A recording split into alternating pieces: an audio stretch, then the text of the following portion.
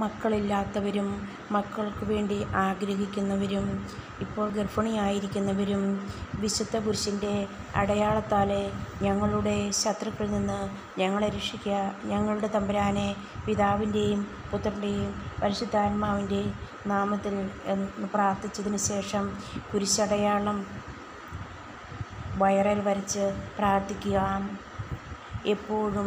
എപ്പോഴൊക്കെ നമുക്ക് സമയം കിട്ടുന്നോ അപ്പോഴൊക്കെ വിശുദ്ധ കുരിശിൻ്റെ അടയാളം വയറിൽ വരയ്ക്കുക. മക്കൾ ദൈവമക്കളായും ദൈവത്തിൻ്റെ ഇഷ്ടത്തിനും അനുസരിച്ച് ജീവിക്കുന്ന ദൈവിക മക്കളായി വളരുവാൻ ഇത് വളരെയധികം സഹായിക്കും. ജനിച്ചു കഴിഞ്ഞതിന് ശേഷം നമ്മൾ വെപ്രാളപ്പെട്ടിട്ട് കാര്യമില്ല. ഉദരത്തിലായിരിക്കുമ്പോൾ തന്നെ അവരെ വിശുദ്ധീകരിച്ച് ദൈവമക്കളായി വളർത്തുവാൻ നമുക്ക് ശ്രമിക്കാം. സ്വർഗസ്നായ ഞങ്ങളുടെ പിതാവേ, അങ്ങയുടെ നാമം പൂജിതമാകണമേ. അങ്ങയുടെ രാജ്യം വരണമേ. അങ്ങയുടെ തിരുമനസ്സ് സ്വർഗത്തിലെ പോലെ ഭൂമിയിലുമാകണമേ.